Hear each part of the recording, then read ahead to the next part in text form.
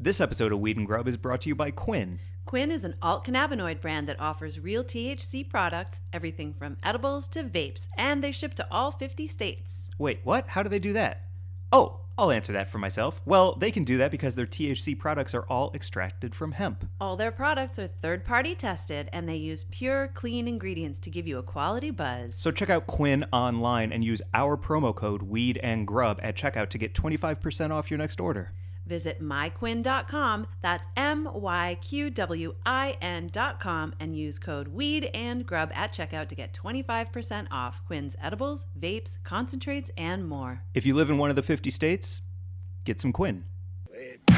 Hello, and welcome to Weed and Grub.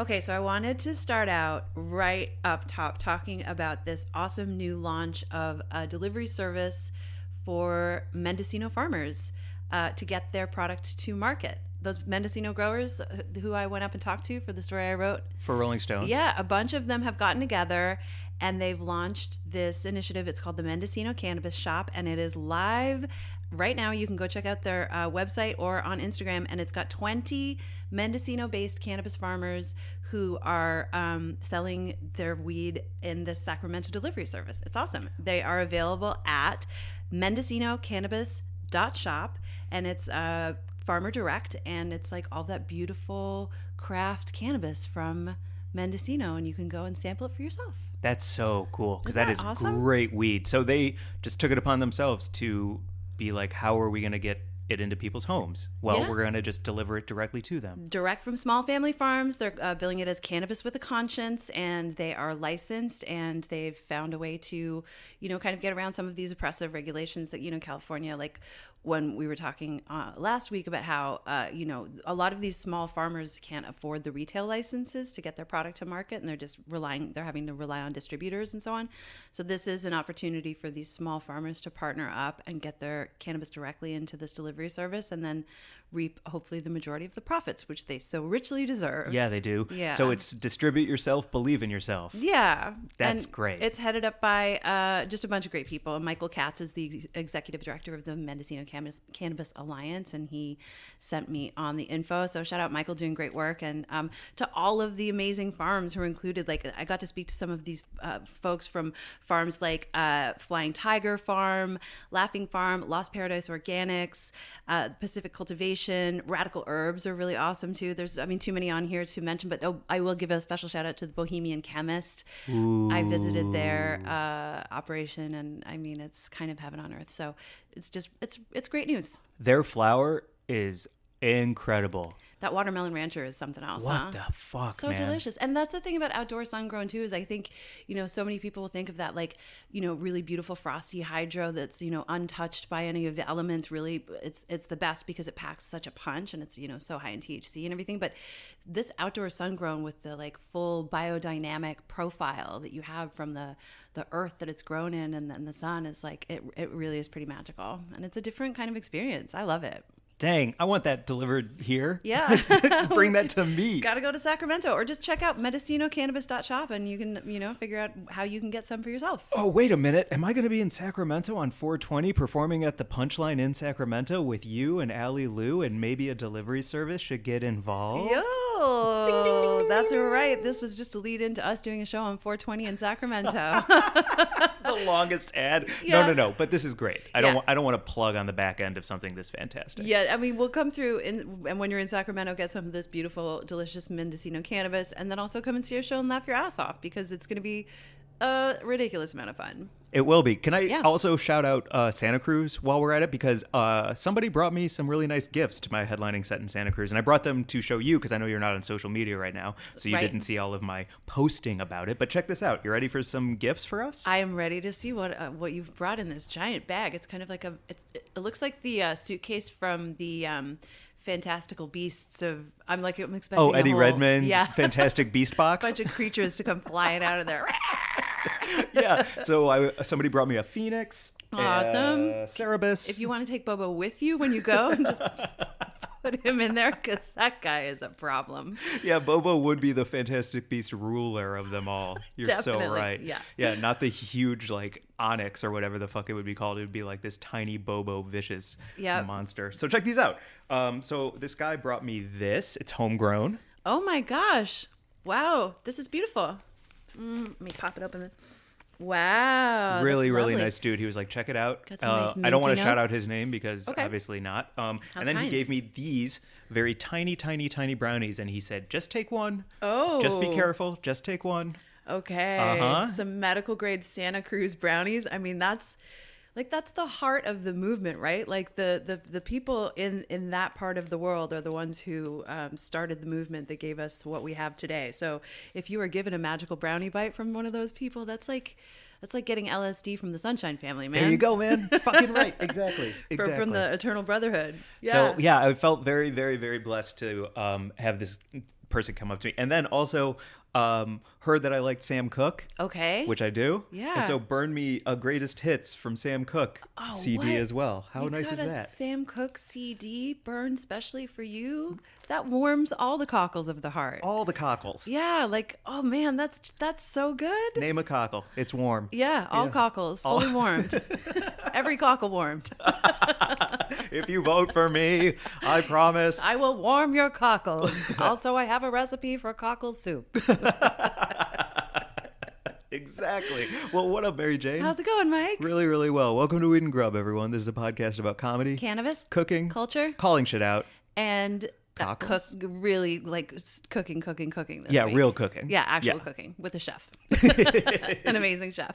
Rome is awesome. Yeah. Our guest this week, felt very blessed to have him on. Oh, so it was just so cool to catch up with him and hear about his journey from then until now. I don't want to, no spoilers. No spoilers. And don't skip ahead. We got a lot to talk about on this intro. Do. Oh, yeah. What are we going to get into first? Well, I mean, we have to get to the news, but before we do, I wanted to shout out Quinn because we were talking about hemp right before this. Because at first, the guy who gave me that homegrown, I thought it was hemp. Yeah. Because it looks it's kind of loose and it's definitely like the homegrown outdoor homegrown. It looks different. It looks different. It's not what you're used to. Not at all. Because at first I was like, what am I going to do with this? This looks like weird shake. And I'm grateful, but I'm never going to try it. Right. But this, I got to be honest, just because it doesn't look like what I would get in the stores or what the smoothness of the cannabis companies are trying to get through right now. Right. Like the manicure on something doesn't actually always speak to what the product is. I think, well said. You really learn that. Like,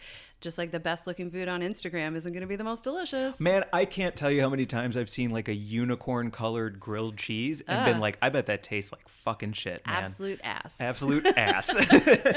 And can I just say I accidentally reactivated my Instagram totally by mistake, but I am taking a month off social media and I'm probably going to be talking about it on here because I don't know what else to do and I don't know what's happening. So I'm going to be like, Mike, what's happening in the real world?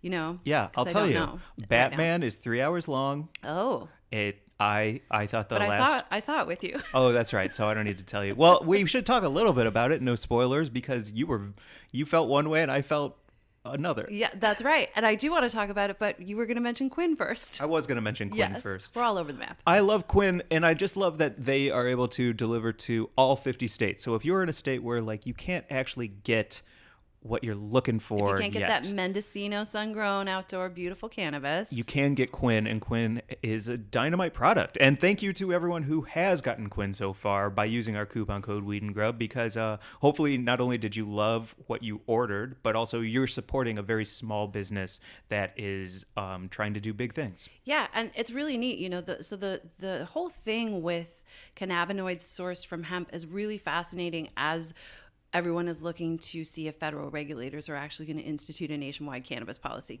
So basically under the 2018 Farm Bill, we've talked about it a bunch on here, hemp, which is less than 0.3% THC, was legalized. And now they're extracting these cannabinoids. This actually Delta 9, which is the same as the cannabinoid, the regular THC that you find in cannabis, from hemp. And so because it's extracted from hemp, it's legal for sale in all 50 states.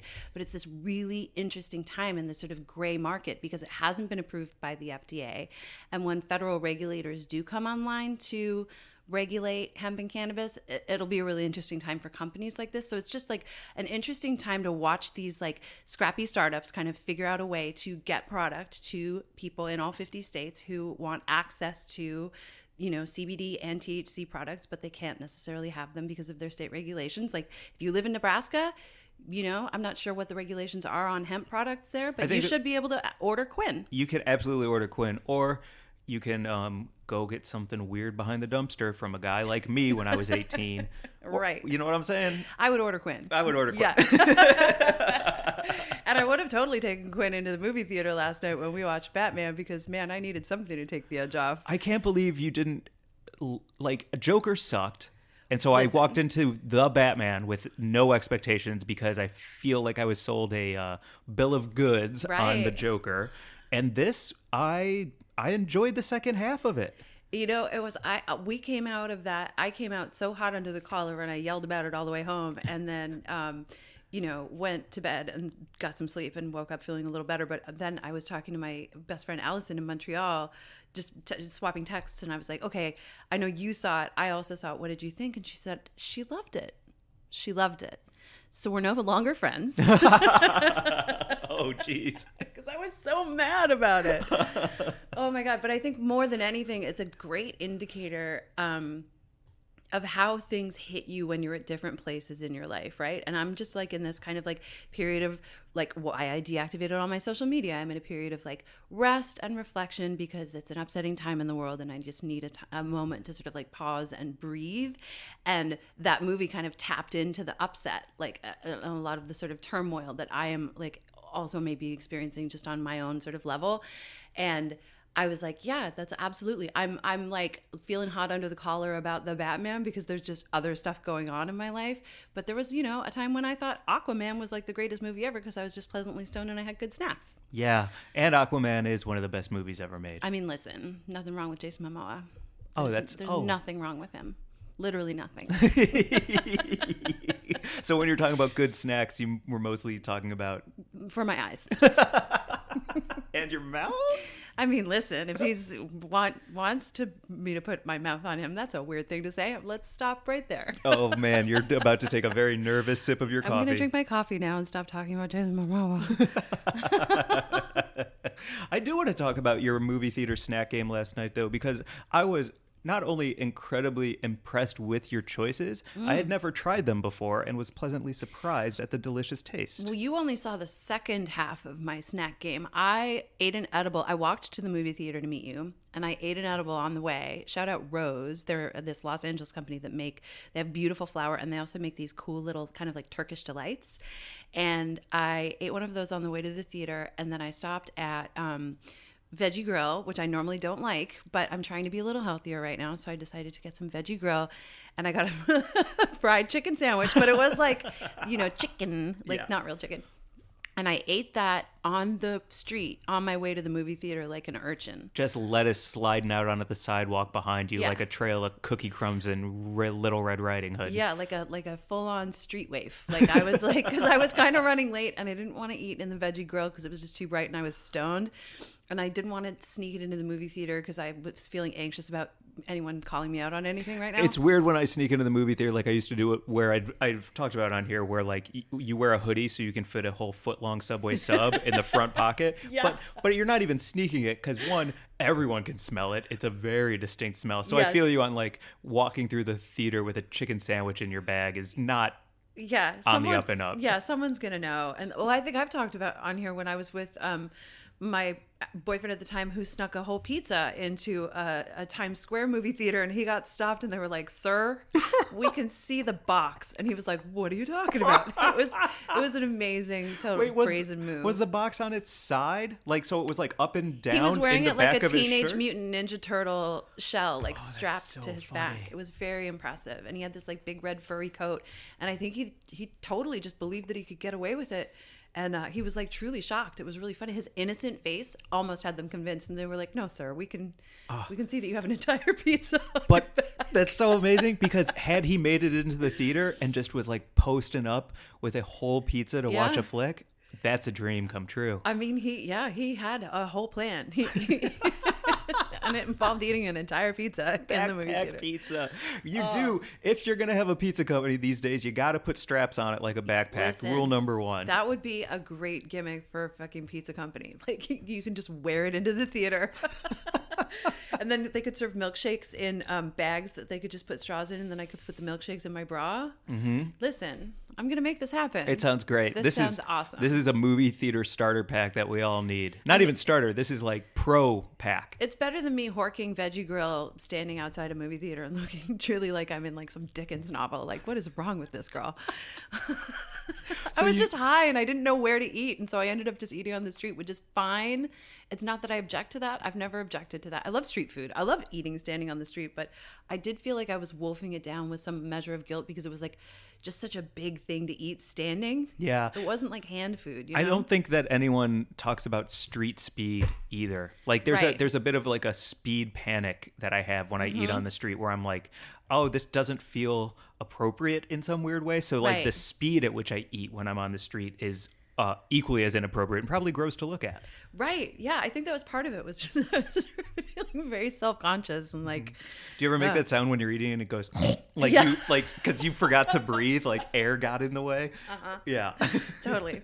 But anyway, so that was the first half of it. And then I got into the theater, and then I got a bag of something that I'd never had before, which were cookie dough dots covered in that like weird magic shell chocolate.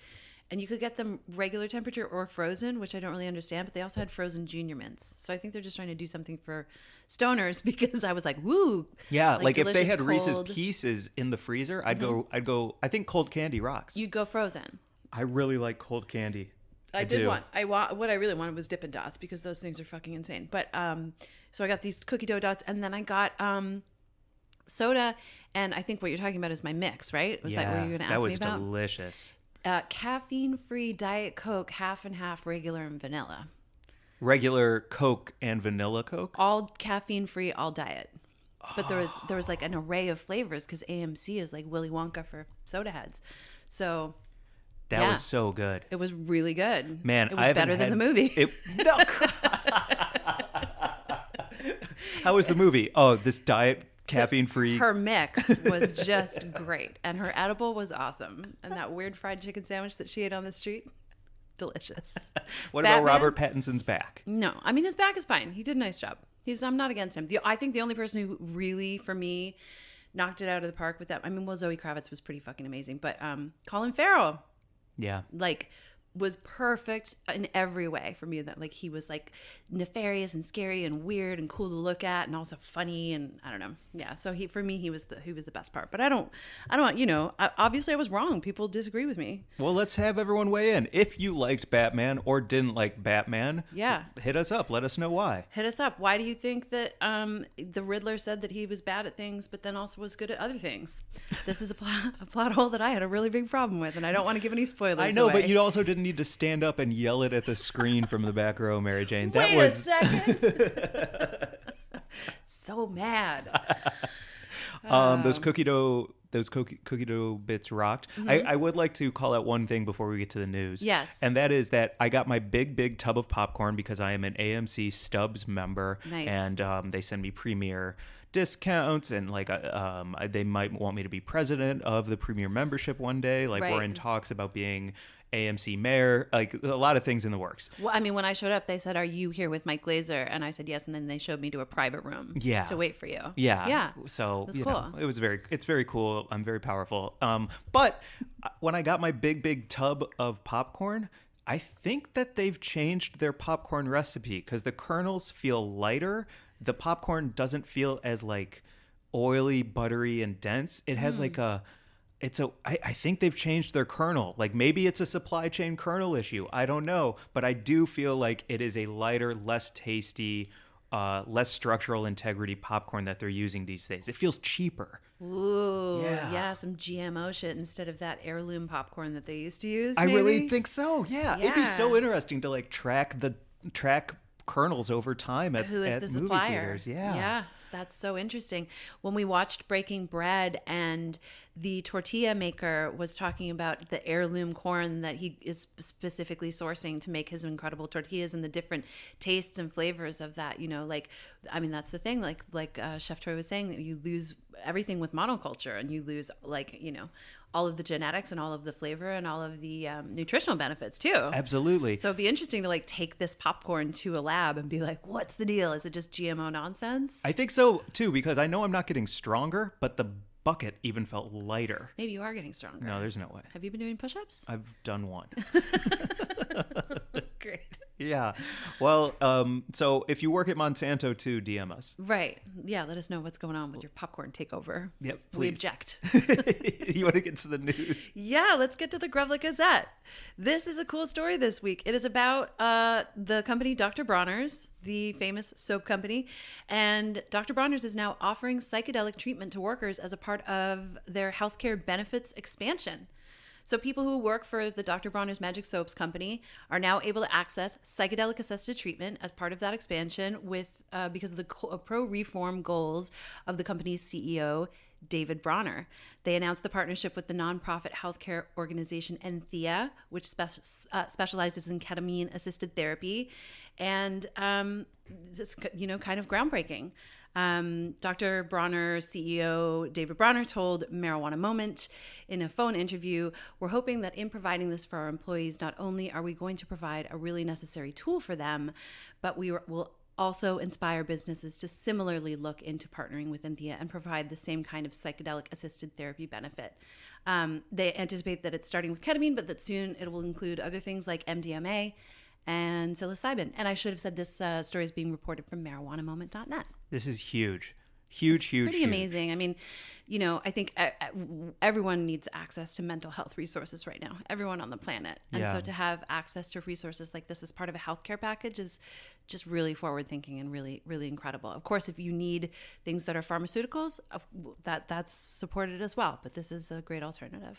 And I want to say, I've heard a little bit of blowback on the story where it's like, ooh, the hippy dippy soap company's going to give you free ketamine. Yo, fuck you. Shut up. This is so important. And the idea of like getting rid of shame around mental health and using whatever like access you have to Yeah. whatever like, I don't want to say medicine because I don't know if ketamine would fall under medicine for me because I've never tried it. But like the idea of like whatever you need to make yourself better Right. is important. So thank you to Dr. Bronner's and everyone who's like, oh, it's soap, blah, blah, blah. Fuck off.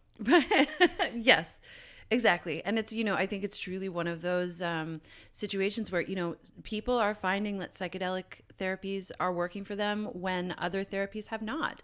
And we can't ignore their experiences or their stories. And I think that's the really important thing about opening up access to these substances is for research so we can have clinical data to support hopefully, people's great experiences and also know what to look out for if people are going to have not great experiences. Yeah. I've heard that I have some friends who swear by ketamine treatment. Saved Yeah. their life. I've also spoken to some people that it didn't work for. Yeah. So exactly. I mean, I've spoken pretty openly about my use of psilocybin for microdosing and also for macrodosing, and I've also used LSD in both ways, and I've found a lot of benefits from both. I also really rely sometimes on MDMA. So, in addition to all of the other therapeutic things that I do for myself, I've been pretty open about using psychedelics for therapy, and it's been really, really helpful for me. Have you worked somewhere where you had health insurance? Yes, I have. How is that? It's great. I mean, I pay for health insurance right now just because I have to, but I had incredible health insurance through the Actors Equity Fund when I was working full time as an actor, and man, it was awesome. Okay, so something like this as a part of a healthcare package. Yeah. Like most of these places, because I haven't been a part of a corporation for Right. so long. Like when you're looking at healthcare packages, something like this is like Hugely attractive. Okay. Yeah, I have a really good friend actually that I was just hanging out with the other day, and she was saying that, one of the biggest, coolest parts of her awesome job that she has is the benefits package, because she's able to have her partner and all of her partner's dependents on her health insurance, even though they're not married. And that it's just like, it's really great because it's getting people, keeping people healthy. And ultimately that will lead to, a more productive workforce, which I think, it's so short-sighted of, all of these organizations who are like, healthcare isn't a right, it's a privilege. And it's like, no, I mean, if everyone were healthy, you guys would probably make more money. Yeah. So can Right? we just like fold that into the system? Yeah. Folks, but it's great. I just think this is really cool, and I think David Bronner is obviously a fascinating person. I mean, you and I got to chat with him briefly a while back, and it'd be cool to have him on to hear more about this. So I would love to chat with him. We'll reach out. Totally. Yeah. Cool. Good news story, Mary Jane. That's the Grub Gazette. Also, I love it because I think last week I was doing how Papa John's has breadsticks with hemp on them, and you brought it around to universal healthcare. Yeah. And so now I see why you chose a healthcare story this week to really double down on what I should be looking into as news stories, possibly. I mean, yeah, it's just, I love healthcare. I mean, I'm Canadian, Like, not to give too much away about my mother's private life, but something happened this week where I was like, thank God for universal healthcare, because she had people show up and help her when she needed it, and it wasn't like a scary $25,000 bill, So They even tucked her into bed, I heard, and she's like okay now. they did. Yes, she is. She's doing fine. I love that Canadian healthcare involves tucking you into bed. Yeah, a warm meal and a kiss. So we have a very exclusive package where you can either get a tight tuck, a loose tuck, a forehead kiss, a cheek kiss. We'll put socks on your feet. We'll change your socks for you. Yeah. I had a spa day for myself the other day where I got a full-on scrub and massage at the place that I've gone a couple of times now, this amazing place here in LA called We Spa. And she did everything but kiss me. And I felt like at the very end, like she sat me up. I'm completely naked. I've been sliding around on this table, getting scrubbed and oiled and brushed. And she washed my hair. She put frozen cucumber on my face. And at the very end, she did this little like, oppa, and kind of like flipped me up. And I was like, where's my kiss? It's the only thing I need. I just need a little kiss. That's so good. You want to talk about Little Kiss?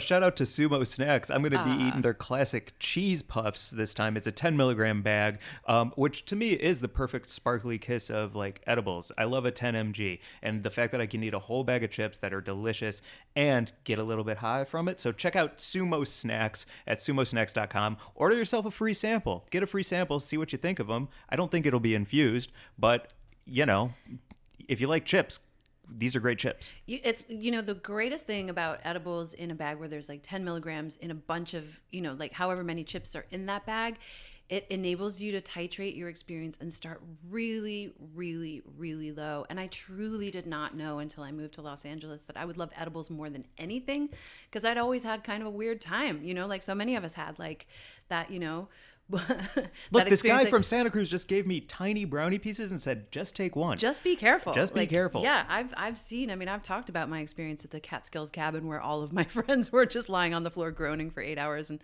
I cooked dinner and I saved the day. But it was, so moving to LA, and I think it was a Petramint from Kiva was the first like super low dose 2 milligram edible that I'd ever had.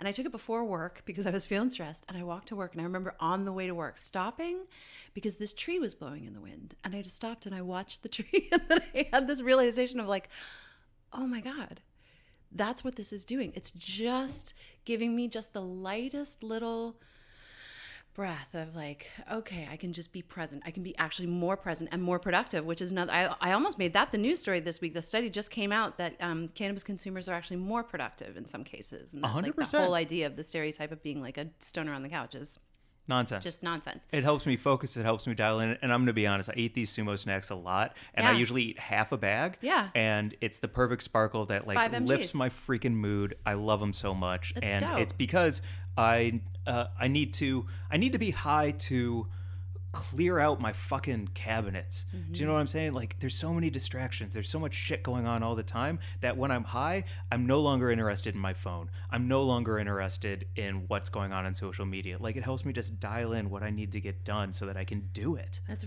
really nice. And honestly, for me right now, no, for me right now, I mean, so I'm taking a month leading up to my birthday to really try and breathe and reflect about a bunch of things, and that little low dose kind of it's like it unhooks the fish hooks of the world from me, so I can actually just sit and try and practice any of the things that I've been trying to implement for a long time, of mindfulness, of just letting my breath be and just be fully present. And I really feel like I do that better with a low dose of edibles in my body. So yeah, 2 to 5 milligrams of a bag of TSUMo or any other kind of like, you know, delicious edible. It's just about perfect, and it's giving me a lot of peace right now. Yeah. Be your own healthcare package? Is there anything in there? No. That doesn't make sense. All right, forget it. Never mind. Universal healthcare for all. Yeah. Yeah, you're with right. free weed as the benefit. I love that. You're going to be mayor of AMC if you keep this up. Oh, man. Okay. What else? I'm not sure what else. We have an amazing guest to get to. Should we do Buds of the Week? Buds of the Week, yeah. Let's do Buds of the Week. Okay. This is, I love how this intro in particular is like celebrating not only small businesses, but self-starters and people who are like starting something for themselves and like seeing it through. Because I feel like Rome is such a, I don't know, he's just like a really inspirational person for me. So Yeah. do you want to go first or second with your bud? You go first. Cool, because that was tying into my Bud of the Week this week. So I've been doing a lot of shows with two guys. One of them is named Ben, one of them is named Tony. And in particular, I want to shout out Tony and his wife and their small dispensary on Melrose. So this is going to be a lot of information, but I'm going to start with follow at 64 and Hope. That's the Instagram, at 64 and Hope. So it is Tony's wife got a social equity license here. They got a spot across from Pink's Hot Dogs on Melrose, an amazing spot to have a cannabis dispensary, but it's just the two of them, and they're trying to do it all on their own. And so I just want to shout out this tiny dispensary that has great products by two people who are trying to do it the right way here in Los Angeles in a very hot location, but that doesn't mean that it's easy, and it doesn't mean they're getting taxed from left, right, and center. And so it's just really important to me to shout out Tony, shout out his wife, and shout out their dispensary at 64 and Hope on Melrose. That's awesome. Do you know his wife's name? Yeah, his wife's name is Bird. Bird? Mm-hmm. Like, BYRD. Whoa, that's awesome. I'm so excited to go check it out. Yeah. And do you know what the hours are when they're open? Does Yeah, it say actually on I have there? it on here. Hold on one second. Let me pull it up. And where exactly it is? Because I want to stroll on by. That sounds like it's probably walking distance. So it's 6803 Melrose Avenue, Okay. which is so freaking close. Yeah, And the and- hours are 10 to 10. Oh, wow. That's great. Yeah. 10 to 10. 10 to 10. That's fantastic. And so we were smoking some Jeter after the show the other night. And I was like, where is this from? He's like, it's from my dispensary, dog. And I was like, What? dang, dude, this is fire. That's so cool. Yeah. Awesome. Bud of the Week. Well, my Bud of the Week this week is I looked them up because when we were interviewing Rome, I was like, oh, I have a great friend in Oregon doing cool stuff. And I just wanted to shout her out. My friend Jennifer Bloser, dear friend of my sister Caroline's, and I've known her a really long time. And she and her husband Marcus have this incredible company called Oregon Coast Wasabi. And they are wasabi farmers in Oregon, and they sell out their crop like every year when they plant and harvest. Their crop is sold out before harvest even. They're doing incredible work. All of the chefs in the Pacific Northwest are really excited to get their product in because there's very little like domestically grown wasabi in this country. And so follow them at Oregon Coast Wasabi on IG. They are North America's preeminent producer and purveyor of premium real wasabi. They're a super fun follow. Jen also has this crazy greyhound that makes an appearance on her IG. They're just really good, cool, incredible people, and I've always wanted to go and tour their farm. So this is also low key, me being like, "What's up, Jen and Marcus? We want to come through." I know everybody wants to like have a house in New York and a house in LA, but I'm trying to have like a Washington, Oregon spot and just like keep Listen. it on the Pacific Northwest. Years ago, I remember a friend of mine was like, if I could do it, he said New York in the spring and the fall, LA in the winter, and Seattle in all summer long. Like Seattle, Oregon, all summer long. Yeah. I think that's about right. All right, let's go to that wasabi farm. Let's do We'll go it. get weed at 64 and Hope, and then we'll go work on a wasabi farm for a summer. And we'll stop and we'll hang out with Rome in Portland and eat some food and kick it. Let's go! Yeah! Well, Rome is amazing. Please, please, please click all of the links in our show description. Follow Rome. Watch his cooking videos on YouTube at Food52. Delicious, chill, just a real pleasing conversation that we had today. Yeah, he's doing really cool stuff, and he's I'm just excited to watch him keep going. Right? Yeah. Yeah. Yeah. So without further ado, here is our interview with Rome Bruno. Mike, I know you love a really good buzz. MJ. You really do know me. Well, if you're on the road doing comedy, I was thinking, and if you travel to a state where weed is still illegal, you might think there aren't a lot of options for you to bring along with you safely. No way! I'm here to tell you that no matter where you are, you do have options with Quinn. Quinn is an alt cannabinoid brand that is selling real THC products, everything from edibles to vapes, and they ship to all 50 states. How do they do that? Well, it's because their THC products are all extracted from hemp. It's amazing. It is amazing. All Quinn products are third-party tested, and they only use the cleanest ingredients to give you a quality high. A must-try is their extra potent 200 milligram Delta 9 syrup. It's the THC we all know and love, but it's legal in all 50 states. Because it's derived from hemp. And you can use our coupon code to get 25% off your next order. Just type in Weed and Grub at checkout. Go to my Quinn, that is M. Wow, I looked at the M and it was upside down and I said W. What is wrong with my mind? That is MYQWIN.com, myquinn.com, and use promo code Weed and Grub to get 25% off. If you're in any of the 50 states, let's go. Let's go. Rome, what's happening? Thanks for hanging with us. Thank you for having me. This is my second podcast I've ever done, so very excited. Really? Yeah. Mm-hmm. That's so surprising because I'm just going to be real. As soon as I watched you on Food52's YouTube, I kind of fell in love and was like, I kind of want to get to know this person a bit better. Mm-hmm. So it's wild that you've only done 2 pods instead of 1 million. Mm-hmm. I think the same thing, you know? Mm-hmm. I did find you through making those delicious looking egg rolls on Food52, but I think you've been in the culinary game now for like at least 10 years, right? Yeah, 10, 11 years. It's been a very long time. Got into it by chance, honestly. I left school at a really young age. I left high school in 9th grade, right? School just wasn't my thing. There was a lot of stuff going on at home. And I decided to start working to help my brother out. I was a janitor for a while. And then I started dishwashing. I got myself an iPhone. I think it was like the 4 or 4S. I thought I had like the most powerful machine in my hand at that time. And I went on Craigslist and I started looking for jobs. You know, I was like, what can I do with my limited skill set? And I started dishwashing and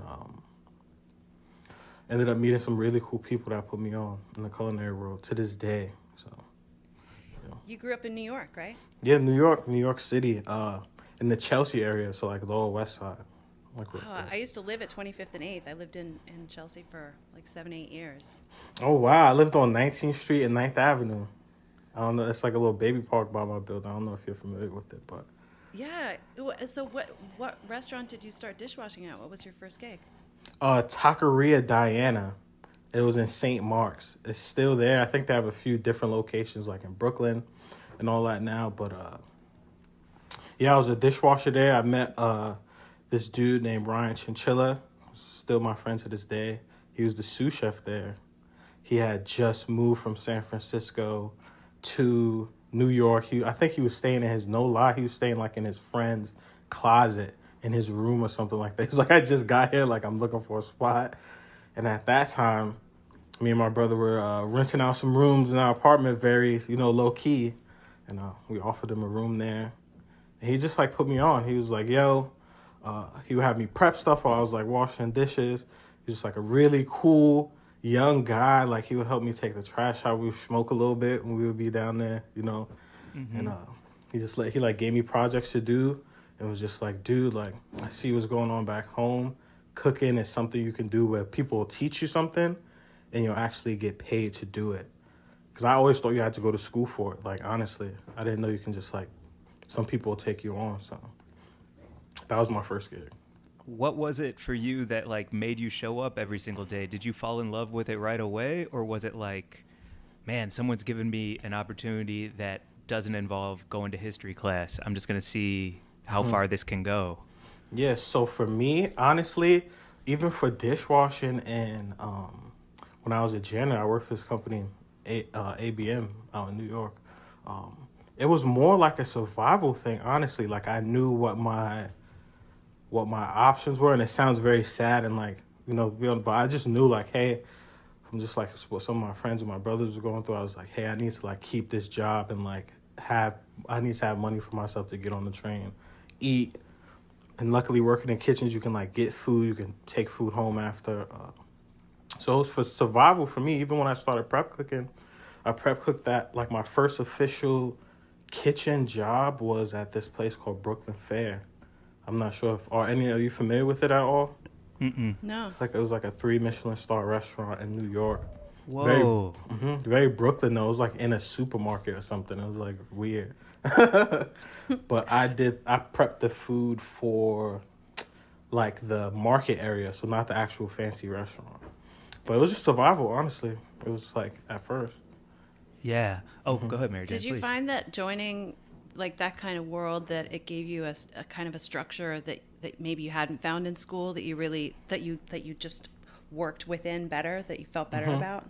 Yeah, honestly, it was like the idea of like knowing I used to suck at like picking herbs, like the simplest things, trying to chiffonade and keep my knife straight. I like literally had callus on my hand from holding the knife for so long. But I think it was the beauty of like learning something, seeing how far you're getting in it, and like how good you're getting, and you can move on to the next thing. It was like kind of like in an RPG or something like that, Yeah. It's like addicting. It is. I think there's like, I've talked about it on this podcast before, but like for me, washing dishes is so satisfying and soothing because it's like you start with a project and then you have closure and it's all like tactile and in your hand, so you can see that plate like getting cleaner and cleaner and cleaner, and there's something so satisfying for that for me. So it sounds like, I don't know, maybe you're good, like you like projects, like you like working with your hands. Yeah. And like this high school I went to was like a performing arts school. So it was some things I was interested in. Like for a while I wanted to like do some writing and stuff, but the whole thing at high school in itself, I just like did dumb things. Like I was like I got caught smoking weed like in the staircase, and I got kicked out of that place, and drinking too. I got kicked out of that high school and went to a different one. But yeah, I got never suspended really for drinking at school and smoking weed at school too. I got expelled my senior year. Crazy. Nonsense, man. Crazy. I was like, what? You're gonna do that to me for what? No. Oh, you think that high school matters? Y'all, come on. Look at Euphoria now, man. They're going crazy. We just want to smoke some weed. Yeah, people learn differently, and I learned that later on in life. Like I said, through cooking. Like, wow, I really like to be hands on with that thing in front of me. Someone giving me some direction too is, something to look up to. I looked up to a lot of chefs in my like career, so having that too, and like a field I'm like in and I was doing okay in was like, just kept me going back to. Definitely different environment. Did one of your chefs give you an opportunity to develop a dish for a menu at some point? Yes. So that happened years later. I helped Ryan, the same person that got me into cooking. He moved back to San Francisco, and a few years later, he opened a place called Horse Feather, and he invited me out to New York to go there and like be a sous chef, which was crazy. This had to be like 2015 or something, like 2015, 16 or something like that. So that was like my first time actually putting like a dishes on a menu that wasn't like family meal or something like that. What was that like? Because you, if I'm tracking this right, you went from dishwashing to janitor work. Janitor. And I was very young doing that. Like my brother is like the head of I know I'm going all over the place, but my brother's like the head of like a security company where they get concierge to go into buildings. He knew someone from APM. I was like 16 at the time. He was like, hey, could you like get my brother like a job, pretty much. That's how. So I was very young doing that. Did it feel? I mean, I like being all over the place. We smoke weed. Like this is just you chop it up and you hang out. You know what I'm saying? I did have a little drinky drink too. I don't know if we got a little soda, a little weed soda action. Woo. Whoa, what is that? This is magic number. So they're not paying me for this either. This is a THC infused Coca-Cola. Tastes like RC Cola. Ooh, You're in Oregon, right? Oh yeah. Yeah, I'm trying to book stand-up shows up there right now. We should all kick it. Oh yeah. And that's on pod, so y'all heard it. Now we're hanging out. But remember you said that thing? Remember? Wait, so we wanted to track so you went to the first time where you're a sous chef at Horse Feather and you're developing dishes for that menu. And then what was the next step? So I worked there for about a year and a half. Ended up going back home and seeing, like, hanging out with my family. A lot of things happened when I decided to come back home. And then I just started working in, like, normal restaurants after that. I worked at, like, Mission Chinese for a little bit. I was in New York for, like, 2 years. I worked there. I worked at, it's like random restaurants. And then I ended up moving to Seattle, pretty much. From there. Wow. Wow, what prompted that move? Just a change of scenery, honestly. Like, I'm not that well versed of like a traveler. Like, I've been to like California. I went to like Maine for a little bit, Portland, Maine, and I just decided to go to Seattle and see what was up. I heard a lot of good things. Was the legal weed scene an enticement at all? Was that part of your decision, or was it just about like going somewhere beautiful with great food? Going somewhere beautiful with great food, great nature, not the food, not the bud. It's so crazy. Like, you work, I mean, 10 years is 10 or 11 years is 10 or 11 years, but you work quick in a bunch of different types of cuisine. Is it like Mediterranean, Michelin starred, starting in a Mexican restaurant? Like, is it kind of all the same in terms of what you need to do for that job, and you're just like learning about those flavors? Or like, how do you adapt between all of these different restaurants and all these different styles? I guess you could make it applicable to like painting or something like that. It's like you get the tools and the techniques of like how to cook, how to do a stock, how to like the 6 mother sauces, different cuts, things like that. So you're going in there with those same skills, but you just have to like, you're just working with different flavors at that point, different colors, if that makes sense. So that makes a lot of sense.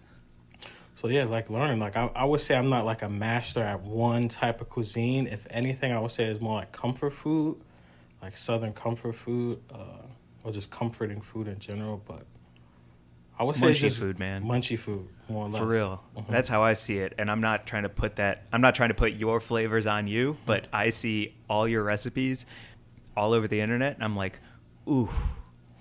Ooh. Yeah, we were just looking at your caramel brown butter apple cake with RSO infusion, and I was like, that's got to be the most comforting, and like will kiss you on the forehead and put you right to bed. And that's what I fell asleep on the couch yesterday. I don't normally like cook with marijuana in my food like that. I would say I've probably done it like a handful of times. Yeah, but like taking all those cuisines and then putting them back into what is comforting to you, like your I'm gonna go to your Spam that you just made with this like gooey, drippy cheddar cheese. Like, Jesus fucking Christ, what the fuck? Like, are you just like, do you just like walk around and you're like, I think I have all the tools now to make the food that I want to eat. Now I just got to figure out how to do it. Like, what's your process like to make these delicious dishes? So when I'm conceptualizing the dish, it usually comes from like, it comes from nostalgia for me. It's a few different places. I can get inspired by like a TV show, an older TV show, a newer one. Music, definitely not a nostalgic feelings I have for food. Like everyone has, I'm from the hood, bro. Like Spam is regular. You feel me? We have Spam egg in the morning with rice, musubi, all that stuff. So I think, yeah, I do have the tools now. I just have to like pull from a place where I actually care about that thing I'm making for the videos, if that makes sense. Where it's like, okay, like I like to have a story with what I'm cooking.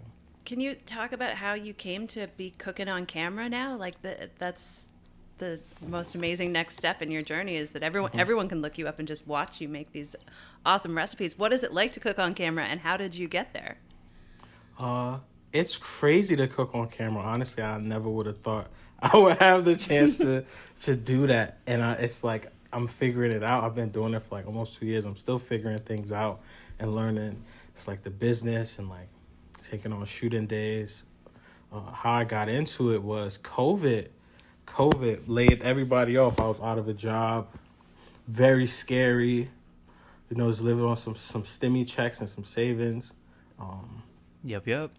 So from that, like I was just sitting at home playing a lot of like Zelda Switch, not doing anything. Because at one point, we were like, me and my partner at the time were like scared to even go outside. Like we didn't know what was really happening from just like, you know what I mean? And I watched a lot of YouTube, like Joshua Weissman. I've always been like a fan of Maddie Madsen from like day one. Even Allison Roman, Bon Appetit guys. Yeah, Morocco, all that. Yeah. And I was always posting food, like things I would do. Like during the day, I was cooking a lot, put on a few LBs, you know what I'm saying? Just the quarantine cooking. But people always be like, wow, like you should like have a show. You should do this. I was like, you know what? Fuck it. I'm gonna try to put myself on camera. So I literally Googled, I feel like a SoundCloud rapper right now. I literally Googled, like how to get started filming yourself. Like what equipment would you need? I had like a really nicer iPhone. Looked up those things, Amazoned it, and just went to it, came up with a dish. I think the first dish I ever made on camera was a halibut ceviche with like a charmula at the bottom. It's like a North African like herby condiment sauce. Ooh, goddamn. Like, put that out there, and people loved it. It was crazy. So to go back in the story, while I was working in New York, I worked with some people that ended up doing some cool things for like Vice and things like that. And one of them reposted me, and like kind of went crazy from there. They were like, wow, like, you know. That's so cool, especially because I feel like each of those people you just mentioned, Maddie, Joshua, like they all have their thing and their lane, which, you know, anybody who tries to get in that lane is going to be like, oh, you're trying to yell like Maddie, or you're trying to be specific like Josh. Like, you're the only one in your lane when it comes to cooking videos. Like, it's calming and it's delicious, and I love to smoke weed and watch you do your thing. Like, were you conscious of all of that when you were creating that video, or were you just trying to make something to take some time? So I was just honestly making something. Like, I literally, I don't know if you guys have seen it. It's still somewhere on my Instagram page. I just like did it. I was very quiet. I'm a mumbler. So a lot of people were like, wow, I can't hear you, but great video. Like, yo, the food looks beautiful. So yeah, I just did it, honestly. And I would say later on, especially when I got hit up by Food 52, which happened like a week after that video came out. A producer there hit me up and asked would I be interested to do a video for them. But as I started doing more and more of that, I became a little bit more aware and more focused and tighter with what I was doing on camera, if that makes sense. Just to save time and be a little bit more professional. Where does weed fit into that? Because I think that was the other thing for me that kind of blew me away about, because you've worked at some massive publications, from like NYT to Food 52, but you also, like, don't you have a tattoo of a dime bag with a chicken wing in it on your neck? Yeah, I do. Yeah. So like, have you always just been like, I'm gonna do this, but I'm gonna do it my way with me, and they haven't gotten in your way about like weed or how you talk or anything like that? Or is it? Yeah. So with the actual tattoo on my neck, like, it's some meaning behind that. Like, a lot of people will be like, wow, it's literally a chicken wing in a dime bag. But for me, it just like encapsulates like my career and where I've gone with it, right? Like, I grew up around some pretty crazy things, and instead of doing those things, selling drugs or anything like that, I decided to like actually sell weed. I mean, actually sell weed. Wow, I'm really actually sell food. actually sell food, and like take that route. So that's what that means to me. That tattoo. That's fucking beautiful. Yeah. I have another food video question for you, because we've like got gotten to develop some recipes for some like weed companies. We made a delicious nacho for a Super Bowl. Very proud of it. Okay. But do you have like, are there like food video checklists that are important to a place like Food 52? Like, I think this needs to have a cheese pull. Like, it's got to have 6 layers so that we can have a cross section. Like, when you're developing those recipes, are you thinking about the Instagrammability of it, the YouTube cheese pullability of it, or is it just what makes sense? Yeah. I think it's a culmination of like that functionality, especially for just like people who are going to try to recreate the dishes at home.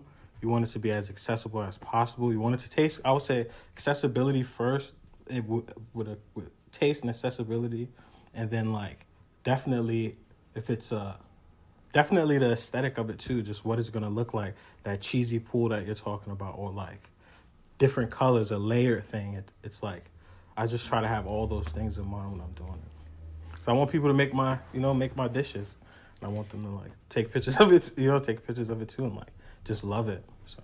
Can I ask you about what your pandemic pantry looked like? Like, what did you have as a secret ingredient? What did you have that you would whip out when you were like, I'm going to blow everyone's taste buds away with this? Oh, okay. I would say Sasson, maybe. I don't know if you guys are familiar with that. No, what's that? It's pretty much, it's like it's made by Goya. It's made by different companies, but the one I used for a while was from Goya.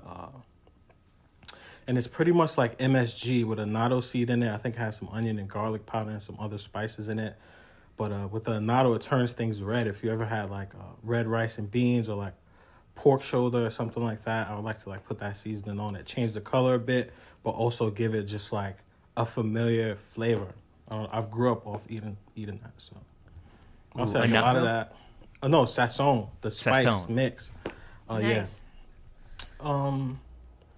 I don't know. I remember like a lot of Trader Joe's. We had a lot of like fruit leather, a lot of like simple dishes where it would be like a veggie, something with veggie, a starch, and meat. I'm very simple like that when I just cook for myself really quick. It's like some rice, some like green beans, chicken, some onions, pearl onions or something. I'm very simple like that. Nice. Did you ever get creative with popcorn toppings? I feel like I experimented with some weird popcorn flavors during the pandemic when I was like, oh no, my cabinet is out of everything, but I'm stoned and I just have popcorn. What am I going to put on it? I think one time I crushed spicy nacho cheese Doritos and like put that as a seasoning. Oh. Like, yeah. Hit that in the Vitamix and then just sprinkle that all over some popcorn. This is now a good time to say shout out to TSUMo, one of our sponsors. Yes, they're weed-infused cheese puffs. Weed-infused cheese puffs. Put it on your popcorn. Yes. Holy cow. How do you feel about their elote seasoning? Who's elote seasoning? Cheetos, do you have that?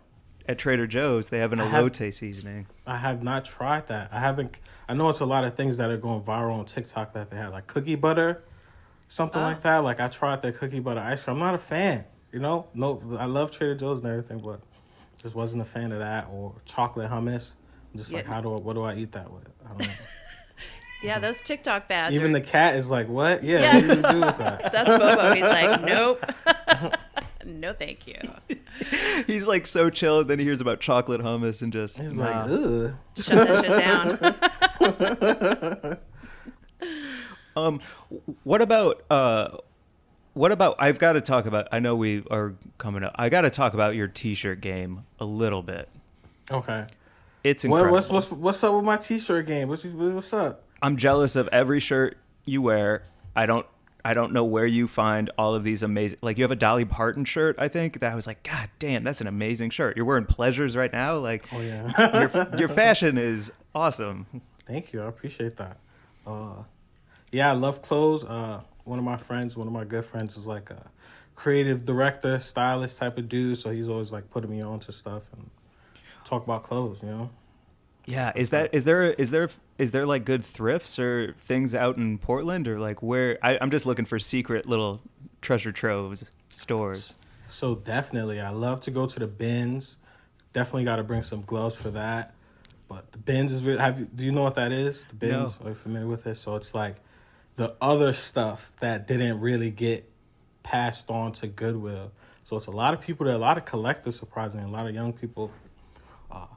Pretty much in this big ass building, they pull out bins of clothes. It's like they have it sectioned off where it's like DVDs, books, and whatever. But you pretty much go through the bins and like see what you can find. Like that's a really big thing. That was a big thing in Seattle. Definitely like a big thing here. Yeah. And they charge you, I think, by like the pound or something like that. So you can find like some dope stuff like for cheap. I know some people that found like Preem, even though Preem is like now, but like Preem and like cool stuff. That Goodwill, a lot of resale places here. Yeah, Buffalo Exchange, stuff like that. That's awesome. I feel like that's the way of the future in so many ways with like this generation coming up, especially. It's like, let's not spend a bunch of money on stuff we don't need. Let's look at what already exists and figure out how to work with that. It's awesome. Just like, yeah, if it's used, or there's nothing wrong with that at all. Yeah. Is there anything you're mad about? You seem like life's pretty good. Is there anything that's got you in a huff these days? In my personal life? I mean, we don't know each other that well. That's up to you. How deep you want to go? Or just like the state of the world. I'm doing pretty good right now. No, I'm not. In my personal life, I'm not. It's nothing like that has me angry. Is your family still on the East Coast? Yeah, all my family is still on the East Coast. Is your family, do they know what you do and what you've created for yourself with the people around you? How do they feel about it? Do they see what you're up to? Oh, yeah, they definitely do. We keep in contact. I would say they're proud. They're very supportive. To them, it's just like, wow, like, okay. You know what I mean? Like, I like did this like workshop for Reed College out here, and like for like a bunch of the freshmen that came in, and like told them about that, and just like they're just like, wow, that's crazy. Like we're just like so proud of you. Wait, what was that? I saw a couple pictures of it, but you did a college workshop? Yeah, so it was pretty much a workshop. It was called Building Blocks for Reed College. So it was like I had 3 dishes that teach simple like technique when it comes to like cutting with a knife, technique when it comes to like watching your heat, different fats, what to cook with, pans, things like that, and how to reuse things. If you got like a rotisserie chicken, you should save that, put it in a Ziploc bag, freeze it. You can make chicken stock. From that chicken stock, you can make miso soup, things like that. So I taught that was like a 2-hour class 2 weekends ago, which was the first time I ever did that. That was like the best. That was just like one of the best feelings I had in a really long time. And it's a blessing to do any of this. Come on here, vibe with y'all, cook. So I feel blessed, if anything, to answer your question. There's a lot of crazy things going on in the world, and it's scary. So if I can bring joy to people through a video or like through a workshop or something like that, that's like a blessing to do. So I truly wish that workshop that you're talking about, the Building Blocks workshop, was part of every curriculum at some level where kids are coming out of school, high school or trade school or whatever it is, there were a few things that I just didn't learn until way later than, I just wish I'd had that class. So that sounds really amazing. Yeah, everyone should like learn how to cook for themselves, even if it's like basic stuff. Yeah. On that note, what's your favorite piece of kitchen equipment? And I'd actually love to hear Mary Jane's too, because what's up? Well, we all do a round of that. Okay, let's do it. You go first. So I would say my favorite kitchen equipment that I got, and I got it really recently too, I got it for Christmas, is a Vitamix. Ooh. I don't know if you're familiar with that. You can make soup. You can you could do puree stuff in it. It's just like a really souped up blender, pretty much. It's kitchen quality blender. But that's my favorite piece of equipment. I'm in love with it. It's like I got a red and black one, sexy. Yeah. We love that. Yeah. And it has the thing on top that you the little plunger. Yeah. Oh yeah. Ooh. So healthy, so good. So good. You could put the orange in there with the ronds on. That's what the lady at Costco was like. You could just put the whole thing in there. I was like, really? It's crazy. Wow. That's amazing. You make me want to take the shrimp shells and just throw the shells in there to make a sauce. Dang, Vitamix. I can't go after that. You want me to follow Vitamix? Well, I'll tell. My favorite thing is something you gave me, Mike. I have this amazing serrated knife that is this beautiful, long, thin serrated blade, and I use it all the time for so many things. It's just like slicing through a tomato with that knife is very satisfying. So that's currently my favorite thing in the kitchen. Serrated knives are very versatile. People don't know that. I do love cutting tomatoes with that, for sure. That's such pleasure right there. Like, It's like a perfect big slice of beefsteak with some salt on it. Oh my God. Forget about it. No way. What about you, Mike? Damn, y'all. He's like, I want a tomato right now. Yeah. I have. So Mary Jane for Christmas got me a 11-in-1 Cuisinart. So it's like an air fryer. It's a steamer. You can do pressure cooking in it. And I've never pressure cooked before. So I'm very excited to try pressure cooking for the first time with that. Because right now all I'm doing is making like pot stickers and chicken wings in it with the air fryer. Yeah. Easy. Yeah. Yes. Yeah. Nice. So I'm stoked to like actually use it for more than making grilled cheese and bullshit like that. Nice. Yeah, you got so many things on that, man. Come on, leave that air fryer. It's like you get a Ferrari and you just drive it at 35 because that's the speed limit. You It's just like, what are park you it doing? I'm excited for you though. For that, I'm excited for you. All those things you're gonna be able to do on that. I'm Yeah. excited for you, dude. If you have any suggestions of like pressure cooking, steaming, any types of cuts of meat, anything you're into, please. Say it now or say it now. Anytime. Yeah. For pressure cooking, I like to do like tougher pieces of meat. I love to do like carnitas in there, which is really easy. Or like different stews. I did like a drumstick. It was like a play on chicken and dumplings. It was like that flavor, but no actual dumplings in it. But it's like throwing some drumsticks in there, some bouillon, some veg, some herbs, getting it going. I know some, like mine has like a saute feature on it too, which is nice. All right, I'll look into that as well. Yeah. Oh, I'm gonna find one of your recipes and make it and send you a pic. I got some Instapot recipes out there you can check out. You know, 100%. Sweet. Well, tell everyone where they can check you out on all the channels and how to follow you. All right, wow. So you guys can check me out on Food 52's website and their YouTube channel. Like and subscribe because they are awesome. They're one of the best food companies out here. You can find some of my videos on New York Times Instagram. You can follow me, Nappy Fried Chicken, on Instagram, Nappy Fried with 2 eyes. You can also find me on Delish. I have some videos with them. Amazing. Yeah. So dope. Also, it's been awesome to watch your Instagram blow up. Like, so many more followers every single day. So many great dishes and recipes on there. It's exciting, man. I want to ask just before we go, do you have a dream collab? Do you want someone to come and kick it with you in your kitchen? A dream collab? Yeah, it would probably be Maddie. He's like my Jay-Z. I love that guy. So definitely Maddie Masson for sure. Yeah, it would be great to get you out to like Atlantic Canada and see you, cooking up some halibut in Nova Scotia. I would say him and Rachel Ray. I used to have a crush on her when I was a kid. Me and my mom would always watch that show together. But she just makes 30-minute meals, $40 a day, all that stuff. I would definitely love to kick it with her. Yeah, her Maxim cover, whatever. I didn't even know that. Look. But I love her show too. I love her show on ABC now too. But. Awesome. That raspy voice. You got me thinking about Rachel Ray now. Well, Wow. thanks a lot. Okay. Look up some $40 bills on YouTube, bro. Change your life. Yeah, she can't miss. So all you need is $40. You'll be surprised, bro, how much shit you can get.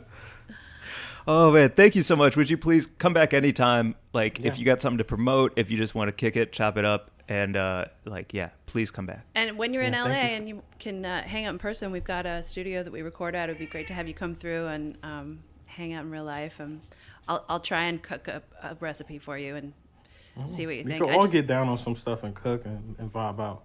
Yeah, Yeah. that would be dope. Would love that. I just got a new chef's knife. Let's use it. I'll cut Let's some do it, put tomatoes. that to work. Thank y'all for having me. This was so nice and so awesome. Definitely. You can follow us at Weed and Grub on Instagram. You can email us at wg@weedandgrub.com. Go into the show notes on this one. Click all the links. Click all of Rome's links. Follow, subscribe, like, and cook something for yourself. Treat yourself right. Treat Yeah. yourself right, man. A lot of crazy things going on. Yeah. Get your loved ones and cook something good, something nice. Exactly. Bye, everyone. Bye. Bye.